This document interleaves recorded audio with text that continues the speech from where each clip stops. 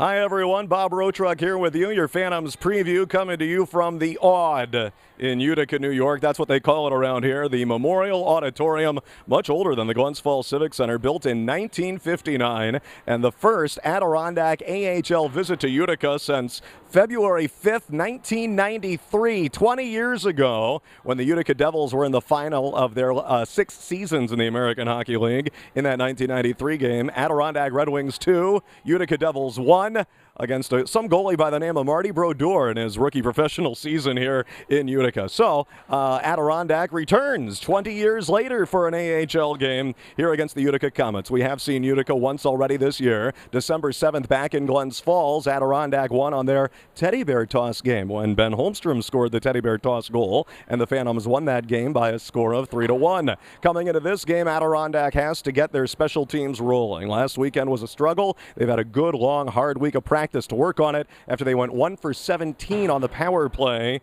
in both of their losses combined last weekend. 4-2 on Friday against the Albany Devils in Glens Falls, and 3-2 on Saturday in Philadelphia against the Bridgeport Sound Tigers. The Phantoms also gave up 3 shorthanded goals that weekend, and that has been a topic that has been addressed quite a bit, I am sure, from head coach Terry Murray and assistant coach Riley Cote with the guys. Special teams for quite a while were clicking very well, and the penalty kill is still quite good overall, but you kill the penalties, but then you're giving up the shorthanded goals on the other side, and kind of washes all of that out in a way, doesn't it? Utica had been pretty hot. They had won 4 in a row as well as 11 out of 15. However, they have lost 2 straight entering this game, so looking to bounce back. They played on Wednesday night here against San Antonio, and they were shut out here at home by a 3-0 final score against the San Antonio Rampage. Utica Comets, their first year in the league, the affiliates of the Vancouver Canucks, and I think it's great that they are making it work in small markets like this and Glens Falls. We should be rooting for the Utica Comets to thrive as they are here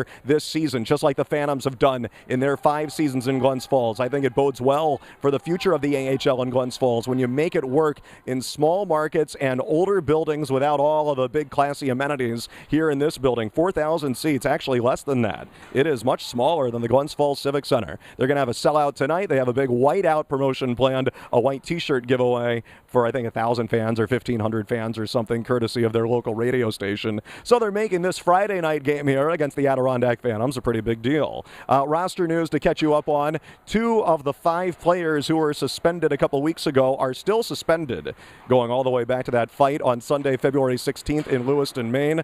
Cal Heater has 1 more game to go on his 3-game suspension, and Chris Newberry has 2 more games to go on his 4-game suspension, so he'll be out tonight as well as tomorrow night at Syracuse. This is the first of several 3-3s all in a row for Adirondack. That means 3 games in 3 days. Those are very tough stretches. They don't do that in the NHL. They don't make guys play on 3 consecutive days. But in the American Hockey League, they covet those weekend dates, so they do that a little bit more. So tonight on a Friday here in Utica, tomorrow on a Saturday at the Syracuse Crunch in another old hockey barn built in the 1950s. And then Sunday at 5, back at home sweet home, thank goodness, on a Sunday Family Fun Day. That's part of a home-and-home series with Syracuse. And so for that Sunday 5 o'clock game, Sunday Family Fun packages for $43. 3 tickets, 3 sodas, 3 hot dogs, 1 large popcorn, 1 program, all for $43, and also a post-game open skate with all the players after the game on Sunday. You must have your skates on in order to be allowed onto the ice. Bring your Sharpies to get all the autographs of the guys on your jerseys. Bring your cameras and phones to take pictures of all the guys. For the kids especially, I really do mean this when I say it. It is memories to last a lifetime. It is a huge deal. There is other roster news to report about before I sign off here and get ready for tonight's game. In Philadelphia, goaltender Ray Emery is undergoing an MRI to determine the severity of an injury that has been bothering him, I guess, for a little while. I'm really not sure exactly. When I hear MRI, I assume that's probably a knee injury. They're just calling it lower body for now.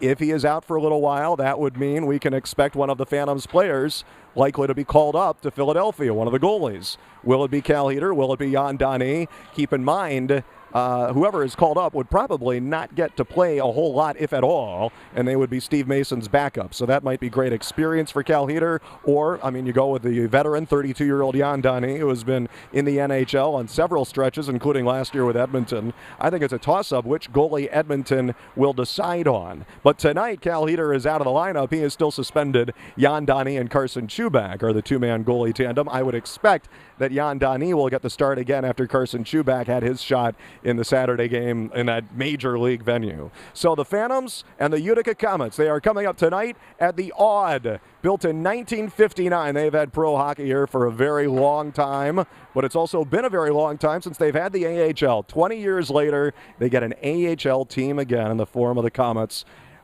Playing tribute, really, to their old Eastern Hockey League team, the Clinton Comets of Clinton, New York, just a few miles away. And they used to play some games here as well, and they won several EHL championships, and the Comets are talked about with great reverence in this area. So now it's the Utica Comets, and they'll take on the Phantoms tonight at 7, broadcast coverage at 6:30 on Q101.7.